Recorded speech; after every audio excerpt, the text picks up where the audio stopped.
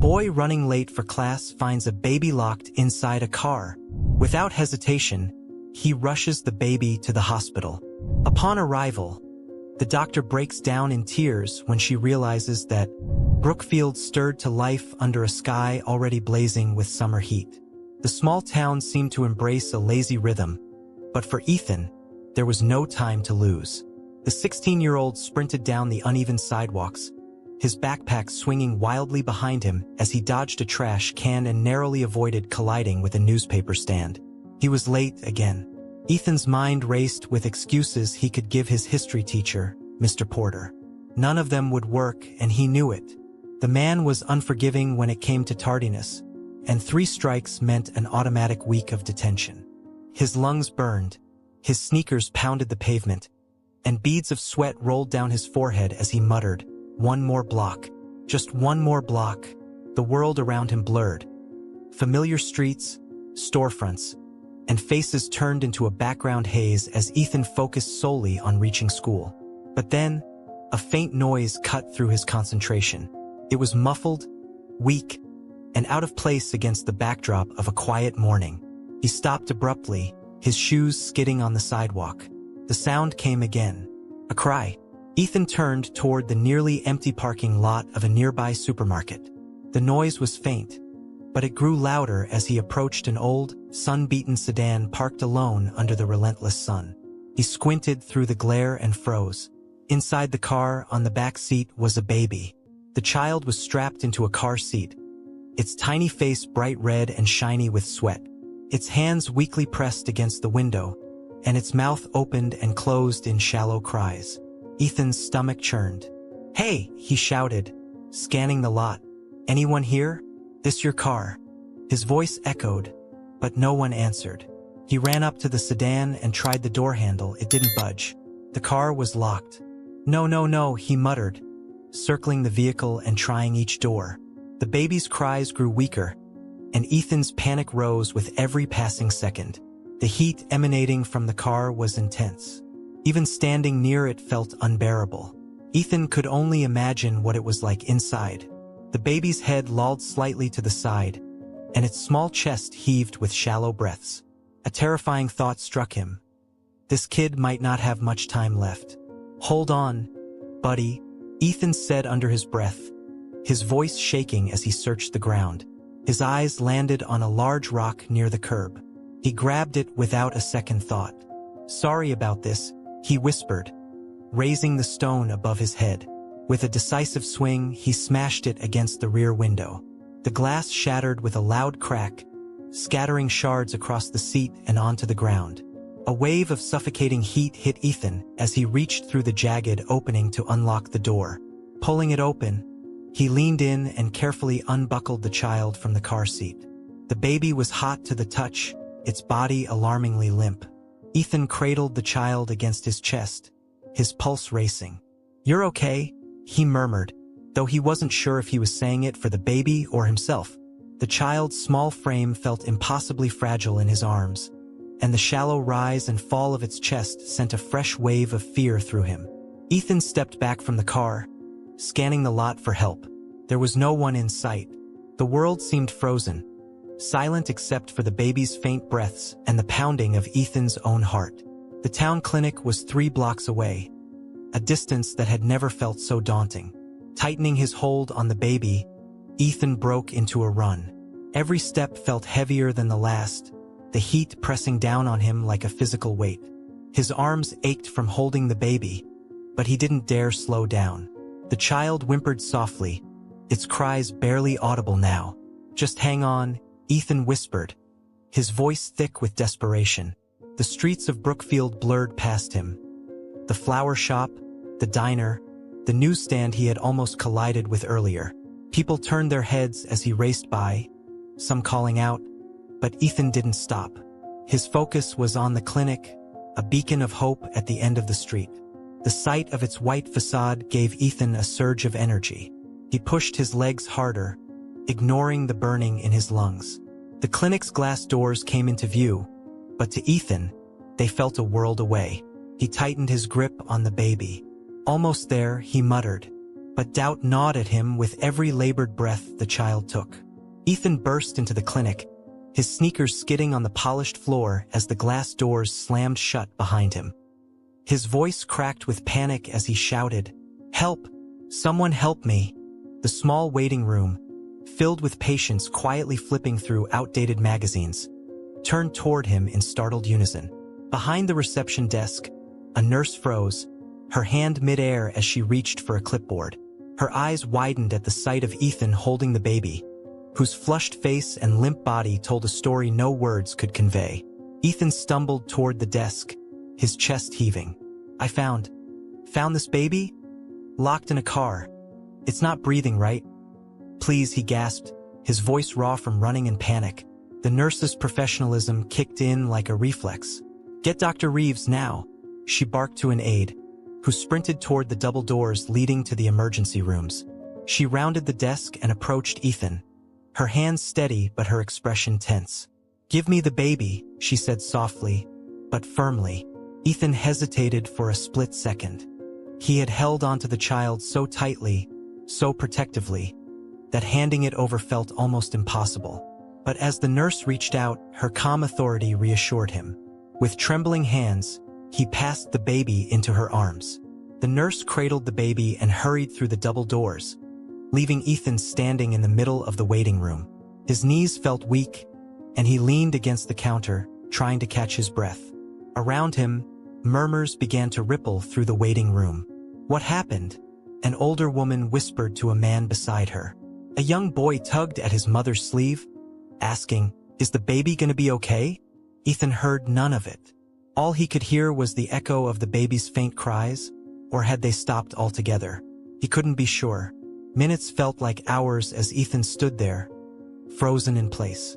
The fluorescent lights overhead buzzed faintly, the only sound breaking the suffocating silence in his mind. His hands still tingled where they had cradled the baby, and he found himself staring at them, as if expecting them to tell him whether he had done enough. A gentle voice pulled him back to reality. "Are you okay, son?" Ethan looked up to see a kind-faced woman in scrubs. Her name tag read Margaret, and she carried the air of someone who had seen countless crises but never grew numb to them. I don't know," Ethan stammered. "I found the baby in a car.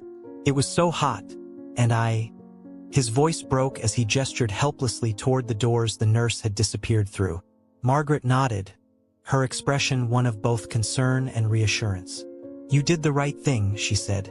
"You got the baby here, and that's what matters most. But is it going to be okay?" Ethan asked, his voice barely above a whisper. Margaret's face softened, but she didn't give him the answer he so desperately wanted. "We're doing everything we can. The baby's in good hands now." Ethan's legs finally gave out, and he sank into one of the plastic chairs lining the wall. The adrenaline that had propelled him this far drained away, leaving him exhausted and lightheaded. He leaned forward, resting his elbows on his knees and burying his face in his hands. As he sat there, fragments of the past few minutes replayed in his mind. The baby's cries, the oppressive heat inside the car, the feeling of the child's fragile body in his arms. For the first time since it had all started, he let himself feel the full weight of the fear that had gripped him. The sound of hurried footsteps broke through his thoughts. He looked up to see the nurse from earlier returning, her face lined with the kind of exhaustion that came from working under pressure. She walked straight toward him, and Ethan's heart climbed into his throat. "The baby is stable," she said, her voice warm but cautious. "It was close, but you got it here in time. That made all the difference." Ethan exhaled a shaky breath he hadn't realized he'd been holding. Relief washed over him, but it was quickly replaced by a dozen new questions. "Will the baby be okay now? Do you know who it belongs to?" The nurse held up a hand to stop him gently. "The baby's still weak and needs monitoring, but for now, the immediate danger has passed. The police have been called to investigate. They'll want to talk to you." "The police?" Ethan blinked. He hadn't even thought about that. The urgency of the moment had left no room for anything else. "Yes," the nurse said. "We'll need to find out how this happened and where the baby's parents are." Ethan nodded numbly, the enormity of the situation settling over him. This wasn't over, not by a long shot. He leaned back in the chair, staring up at the ceiling as a flood of emotions coursed through him. Relief, worry, and a lingering sense of helplessness. Somewhere behind those double doors, the baby he had saved was fighting to recover. And for Ethan, the weight of that life in his hands was something he knew he would carry with him forever. The sterile smell of antiseptic hung in the air as Ethan sat in the clinic's waiting room, still reeling from the nurse's words. The police were coming, and his mind raced with what he might need to explain. He replayed every moment since finding the baby in the car. The cries, the unbearable heat, the shattering glass. He stared at his hands again, as if he could still feel the fragile weight of the baby. The double doors leading to the emergency wing swung open, and a woman in a white coat stepped through. Her sharp yet warm eyes immediately landed on Ethan. She was tall, with her gray-streaked hair tied back in a neat bun. Her name tag read Dr. Margaret Reeves. "Are you the young man who brought the baby in?" she asked, her voice calm but firm. Ethan nodded quickly, standing so abruptly that his chair scraped loudly against the tile. "Yes, ma'am. Is the baby okay?" Margaret approached him with measured steps, exuding an aura of quiet authority. "You did well." The baby's temperature was dangerously high, and dehydration had set in. "Another 10 minutes, and we might have lost them." Her expression softened as she added, "But you acted quickly. You saved that child's life." Ethan felt a lump rise in his throat. The relief was overwhelming, but her words also left him feeling exposed. He had simply done what he thought anyone would do, yet hearing it framed as heroism made his chest tighten. I didn't know what else to do," he stammered. "I just couldn't leave them there." Margaret's eyes flicked to the faint scratches on his hands, likely from the broken glass. "It takes courage to act in moments like that. Most people would have hesitated. Tell me, how are you holding up?" Ethan opened his mouth to respond, but the words didn't come. How was he holding up? He wasn't sure. The surge of adrenaline had faded, leaving behind a swirling mix of emotions he couldn't untangle. Margaret gestured toward the small break room just off the waiting area. "Come on, let's sit for a moment. You look like you could use some water." Without waiting for a reply, she led the way, and Ethan followed. Inside, the room was quiet and modest. A small table, a few chairs, and a coffee machine humming softly on the counter. Margaret handed him a bottle of water and took a seat across from him. As Ethan drank, she spoke. "The police will want to talk to you soon. Don't worry, they'll just need to know what happened. You'll be helping them piece together the story." Ethan nodded, though the idea of talking to the police made his stomach twist. I don't get it," he said finally. "How could anyone leave a baby like that? It doesn't make sense." Margaret's expression turned grave. "Unfortunately, it happens more often than you'd think. Sometimes it's a mistake, other times it's negligence." Her voice trailed off, her tone heavy with unspoken stories. Ethan's jaw tightened. He couldn't imagine forgetting about a child. The image of the baby, red-faced and gasping for air, was burned into his mind. Margaret seemed to sense his turmoil. "You did everything you could," she said gently. "And because of you, that baby has a chance." Before Ethan could respond, there was a knock at the door. A uniformed police officer stood in the doorway, his notepad already in hand. He had a calm, professional demeanor but carried an air of authority that made Ethan's pulse quicken. "Is this the young man?" the officer asked, glancing at Margaret. She nodded. Ethan was the one who brought the baby in. The officer stepped into the room, his gaze settling on Ethan. "I'm Officer Grayson. I just need to ask you a few questions about what happened." Ethan shifted uncomfortably in his seat but nodded. "Okay." Grayson pulled out a chair and sat down, flipping open his notepad. "Start from the beginning. Where were you, and how did you find the baby?" Ethan recounted the events as clearly as he could. The faint cries, the locked car, the unbearable heat. His voice wavered slightly when he described smashing the window and carrying the baby to the clinic. Grayson listened intently, occasionally jotting down notes. You said there was no one else in the parking lot? The officer asked. Ethan shook his head. No. I looked around, called out, but no one came. Grayson nodded, closing his notepad. Thank you, Ethan. That was brave of you. We'll do our best to find out who the child belongs to and what happened. The officer stood and turned to Margaret. I'll need to see the child's medical report once things settle down. Margaret nodded. Of course. As Grayson left the room, Ethan slumped back in his chair, the weight of the day pressing down on him. Margaret placed a comforting hand on his shoulder. That's the hardest part over. Now you need to breathe. You've done more than enough today. Ethan looked at her, his mind still buzzing with questions. Will the baby really be okay? Margaret smiled softly. With the care they're getting now? Yes, they'll recover. Thanks to you. Her words brought a flicker of relief, but Ethan knew this day would stay with him forever. Every detail, the baby's cries, the heat, the moment he broke the window, was etched into his memory. The sound of footsteps in the hallway broke the quiet. Margaret stood, her expression shifting to one of resolve. Ethan, stay here and rest for a bit. There's more to come, but for now, let yourself breathe. Ethan nodded, though he doubted he could relax. The image of the baby's desperate eyes lingered, a reminder of how close they had come to tragedy. Ethan sat in the small break room, the bottle of water untouched in his hand.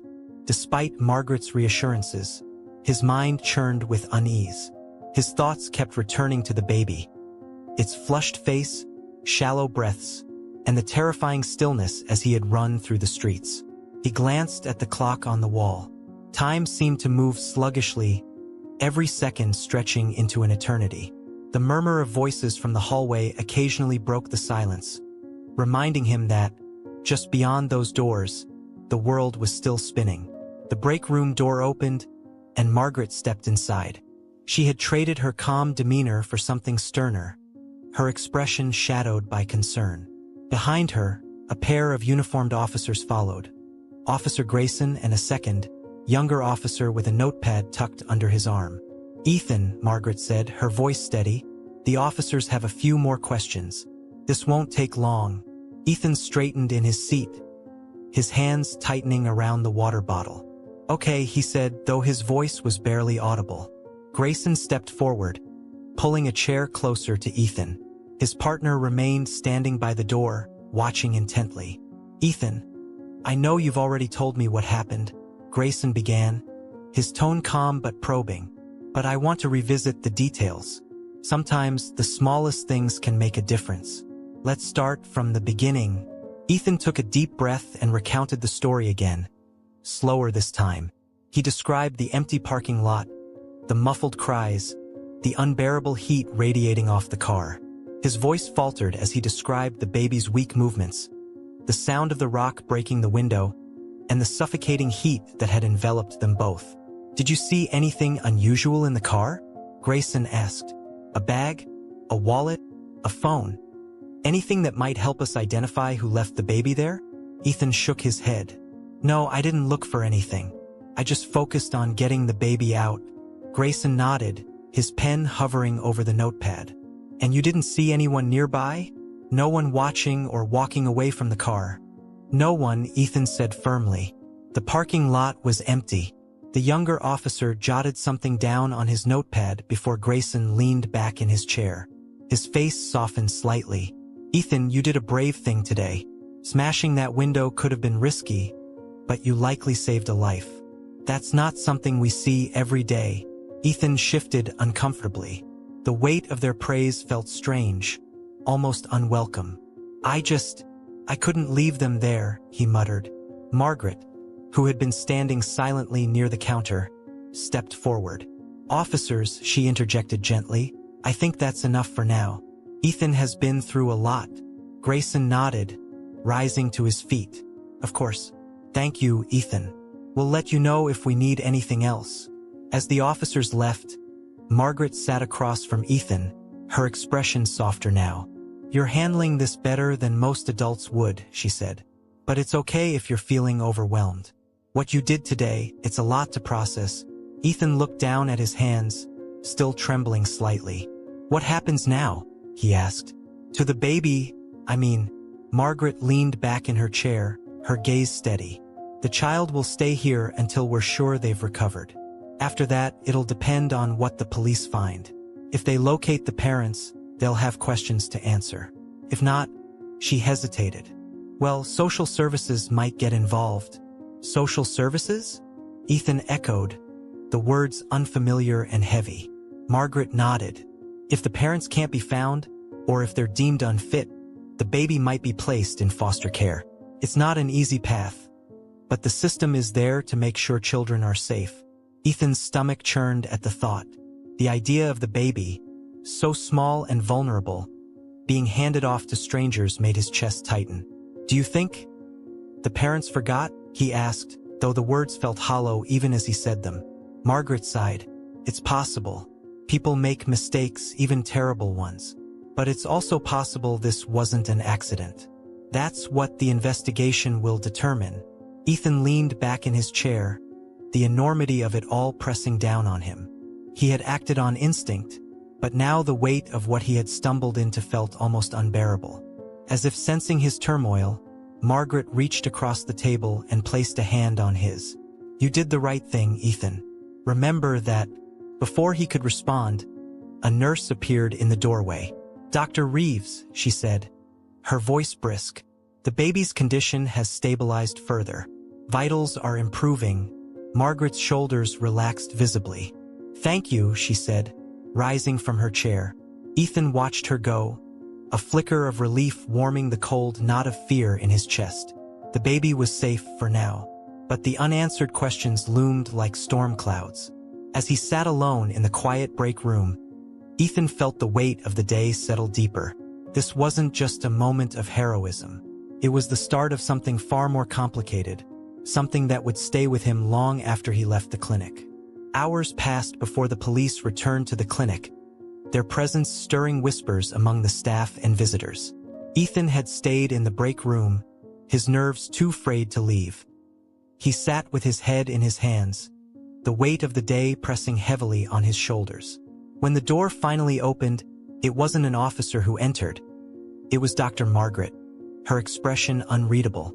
The baby's parents have been found, she said, her tone steady but tinged with something Ethan couldn't quite place.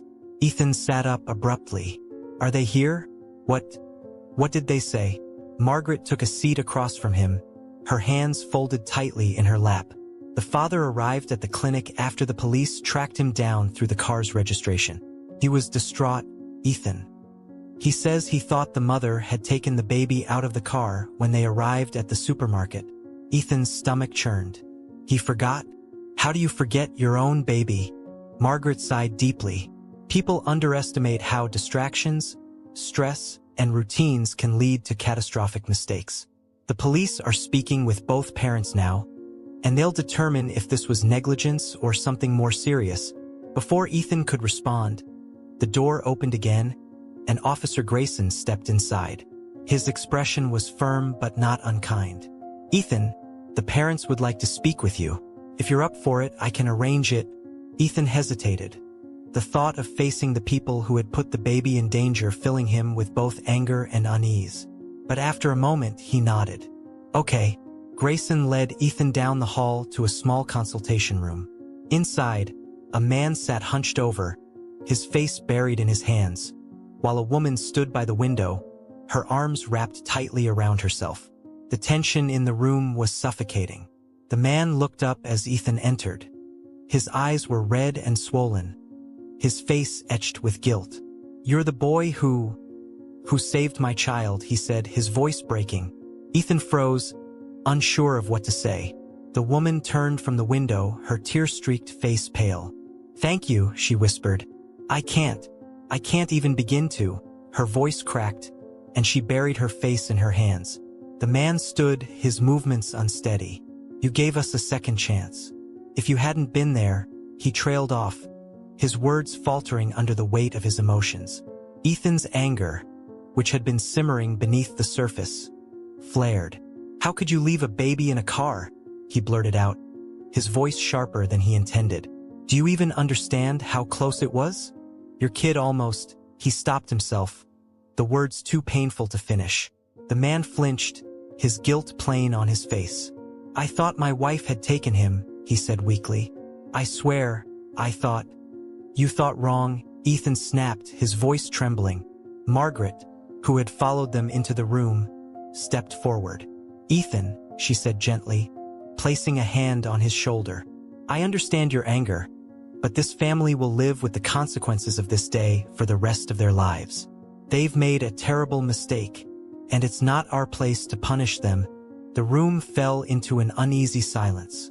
The man sank back into his chair, his shoulders slumped in defeat, while the woman continued to sob softly. Ethan looked at them, his emotions a tangled knot of frustration, pity, and lingering fear for the baby. Margaret turned to the parents. "Your child is stable now," she said softly, "but this incident will have legal and emotional repercussions. The police and social services will be in touch to ensure the safety of your family moving forward." The parents nodded numbly, their gratitude and remorse heavy in the air. As Grayson ushered Ethan out of the room, the man's voice called after him. "Thank you," he said again, his voice breaking. "You'll never know how much it means to us." Ethan didn't reply. He followed Grayson back into the hallway, his steps slow and heavy. The adrenaline that had carried him through the day was long gone, leaving behind only exhaustion and a lingering ache in his chest. Margaret caught up with him as he neared the clinic's entrance. "Ethan," she said, her voice warm and steady, "I know this has been overwhelming, but I want you to understand something. What you did today, the courage, the compassion, it matters, not just for that baby, but for everyone who saw it. You've shown us what it means to act selflessly." Ethan looked down at his shoes, unsure how to respond. Her words felt heavy, almost too much to bear, but deep down he knew they were true. As he stepped outside into the fading afternoon light, Ethan took a deep breath. The air was still warm, but it carried a coolness that hinted at evening.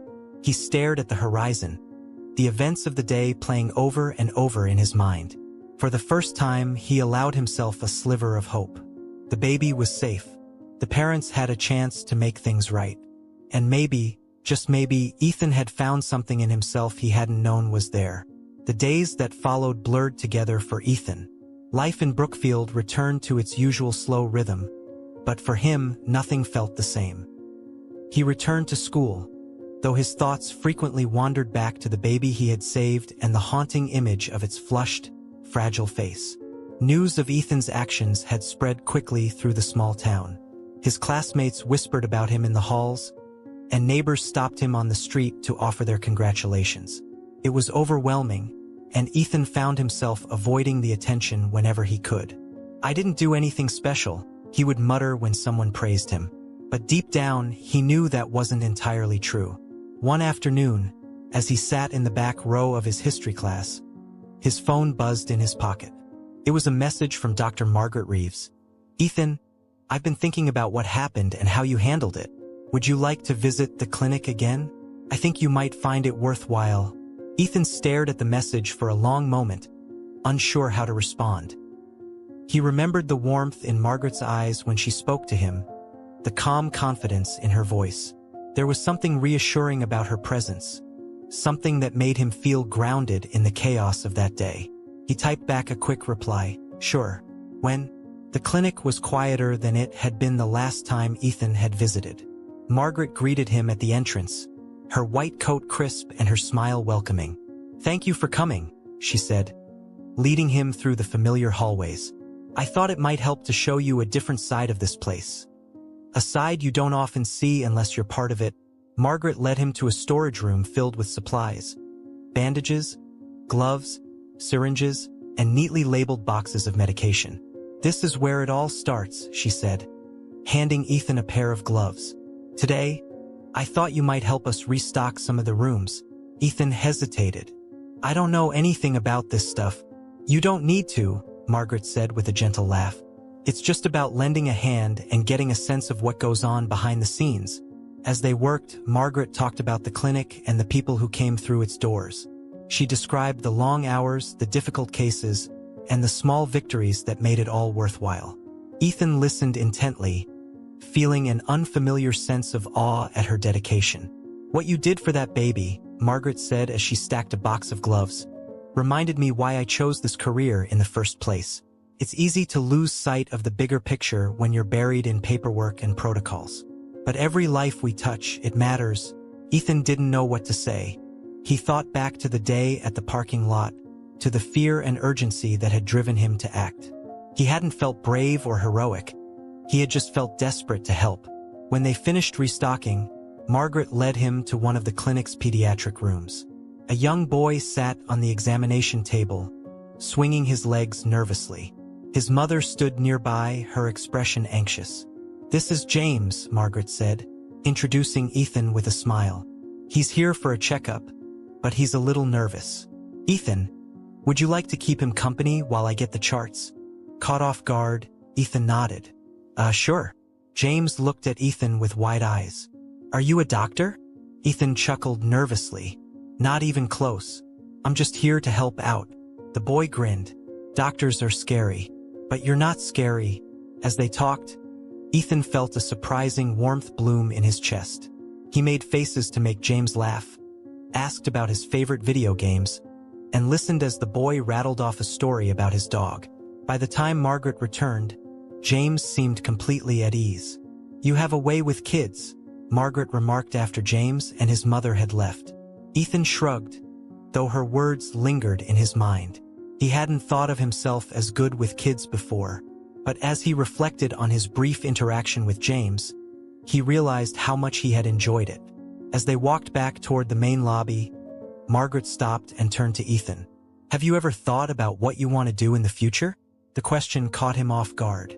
"I don't know," he admitted. "I guess I haven't really thought about it much." Margaret smiled. "That's normal. But after what I've seen from you, your quick thinking, your compassion, I think you have the makings of someone who could make a difference. Maybe not as a doctor, but in your own way." Her words stayed with Ethan as he left the clinic that day. For the first time, he wondered if his future might hold something more than the quiet life he had always envisioned in Brookfield. The idea stirred something deep inside him, a spark of possibility he couldn't ignore. Ethan's visit to the clinic lingered in his mind for days.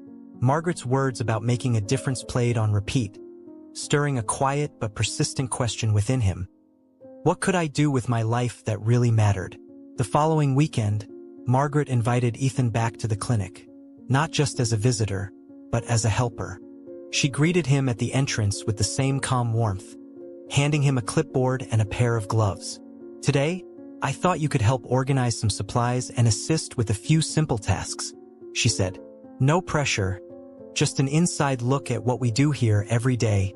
Ethan followed her through the bright hallways, now feeling more familiar. Nurses bustled past, patients moved between rooms, and the hum of conversation and activity filled the air. There was a sense of purpose here that Ethan couldn't ignore, and it drew him in. Margaret led him to a storage room where shelves were packed with medical supplies. "Let's start here," she said, showing him how to inventory the items. They worked side by side, the quiet task leaving room for conversation. "Have you thought more about what you'd like to do after school?" Margaret asked, her tone casual but curious. Ethan hesitated, his hands hovering over a box of syringes. "Not really," he admitted. I guess I've been thinking about it more since, Margaret smiled. "Since the day you saved that baby?" Ethan nodded, feeling a twinge of embarrassment. "Yeah, I guess it made me realize that maybe I want to do something important. Something that actually helps people." Margaret's expression softened. "That's a powerful realization, Ethan. Not everyone comes to it so early in life." As the day went on, Ethan followed Margaret through the clinic, assisting where he could. He handed out water bottles in the waiting room, watched nurses take vital signs, and even sat in on a routine checkup. Margaret encouraged him to ask questions, and he found himself fascinated by the small but crucial details of medical care. At one point, Margaret handed him a clipboard and said, "Come with me. There's a patient I'd like you to meet." Ethan followed her into a room where a little girl sat on the edge of an examination table, her legs swinging back and forth.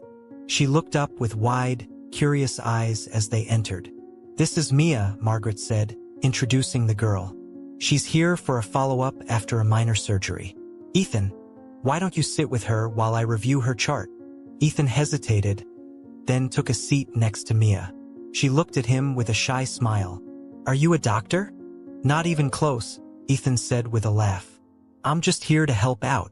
Mia giggled. "You don't look like a doctor. You look like someone who plays soccer." Ethan grinned. "Well, I do play a little soccer. What about you? Do you like soccer?" As they talked, Ethan noticed how Mia's nervousness seemed to melt away. By the time Margaret returned, the little girl was laughing, her earlier tension completely gone. "You have a gift, Ethan," Margaret said later, as they walked down the hallway.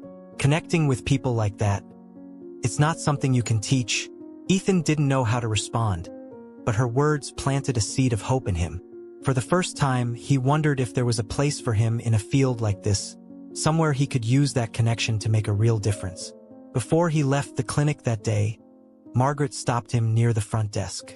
"Ethan, have you ever thought about volunteering? We could use someone like you here, even if it's just a few hours during school breaks." The idea took him by surprise. "Volunteering? You mean like helping out around the clinic?" Margaret nodded. "Exactly. You'd get to see more of what we do, and it might help you figure out if this is something you're truly passionate about." Ethan thought about it on the walk home, his mind buzzing with possibilities.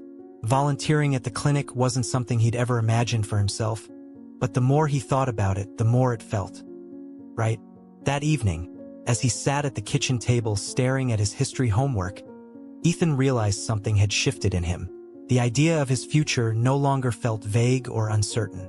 For the first time, he could see a path forward, one that might lead him to a life where he could truly make a difference. Ethan's first day as a volunteer at the clinic came faster than he expected. With Margaret's encouragement, he had signed up to help during weekends and school breaks, eager to learn more about the world she had introduced him to. As he walked into the familiar building, wearing a name tag with volunteer printed underneath his name, he felt a nervous flutter in his chest. Margaret greeted him at the entrance, her smile warm and reassuring. "Welcome back, Ethan. Let's get started." The day was a whirlwind. Ethan helped file paperwork, observed a nurse demonstrating how to prepare equipment for sterilization, and assisted with minor organizational tasks. While the work was mundane at times, it was the environment that drew him in, the constant hum of purpose, the shared goal of helping others. Late in the afternoon, Margaret appeared in the hallway and beckoned him over. "There's someone here who would like to see you," she said with a knowing smile. Ethan followed her into a small private room, and there they were, the parents of the baby he had saved weeks ago. They sat together, the father holding the now healthy infant in his arms, while the mother stood, her eyes brimming with emotion. "Ethan," the father began, his voice thick with gratitude, "I don't even know where to start. You saved our child's life. Because of you, we still have a family." The mother stepped forward, holding a small box wrapped in blue paper. "This is for you," she said softly. "It's not much, but we wanted you to have something to remember. To remember how much you've done for us." Ethan hesitated before accepting the box, his cheeks flushing. "You don't have to thank me," he said awkwardly. "I just did what anyone would have done." The mother's eyes filled with tears. "That's where you're wrong," she said. "Not everyone would have done what you did. You didn't hesitate. You acted when it mattered most." Ethan opened the box slowly. Inside was a small framed photo of the baby, now smiling and lively. The frame was engraved with a simple message: "You gave us hope. Thank you." For a moment, Ethan couldn't find the words to respond. He looked at the picture, then at the parents, and finally at the baby, who gurgled happily in her father's arms. "I'm just glad she's okay," he said at last, his voice trembling. After the parents left, Ethan sat with Margaret in one of the quieter hallways, the frame still in his hands.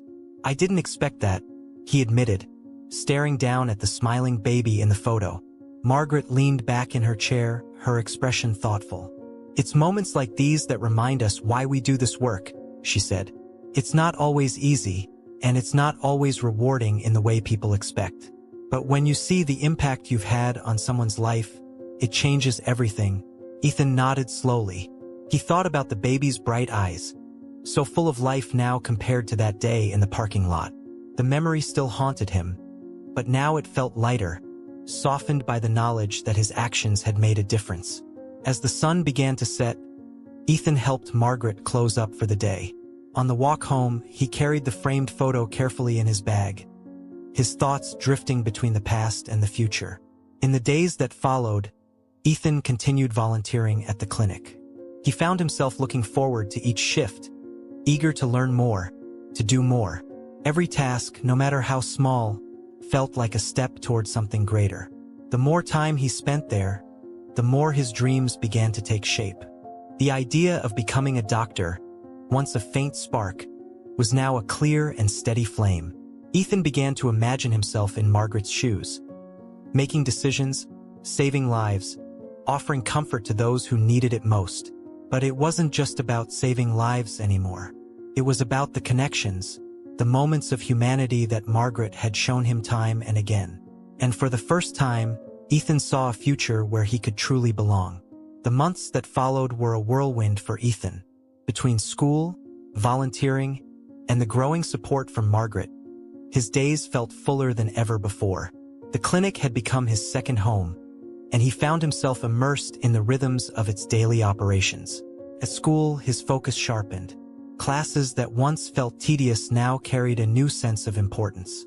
Science, biology in particular, fascinated him in ways it never had before. Ethan began staying after class to ask his teacher questions, poring over textbooks at night.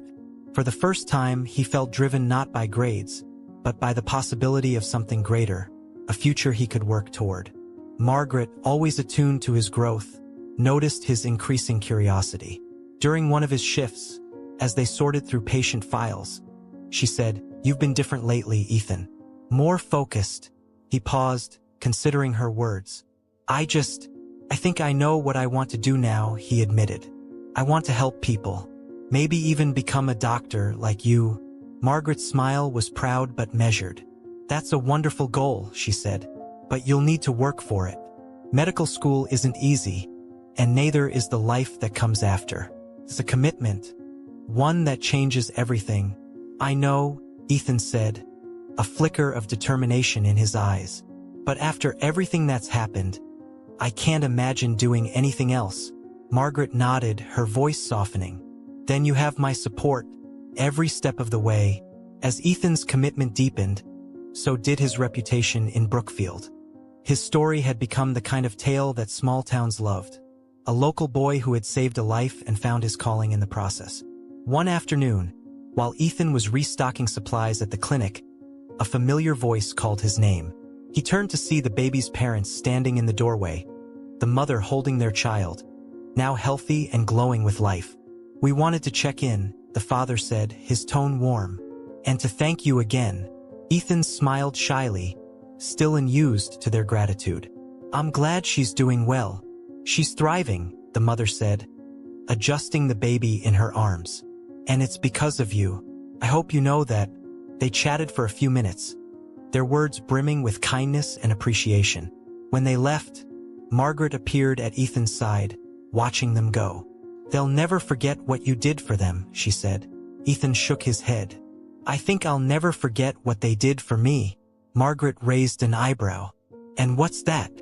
"They gave me a reason," he said simply, "to figure out who I want to be." Ethan's resolve began to ripple outward. His school counselor, hearing of his aspirations, connected him with a local pre-med mentorship program. Margaret, ever the mentor herself, invited him to shadow her during her rounds. Each experience deepened his understanding of what it meant to care for others, both the rewards and the sacrifices. But as his dream became clearer, so did the obstacles. Medical school loomed as a distant, daunting mountain, one that would require years of hard work, money, and resilience.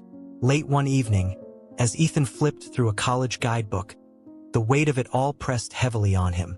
Margaret's words echoed in his mind.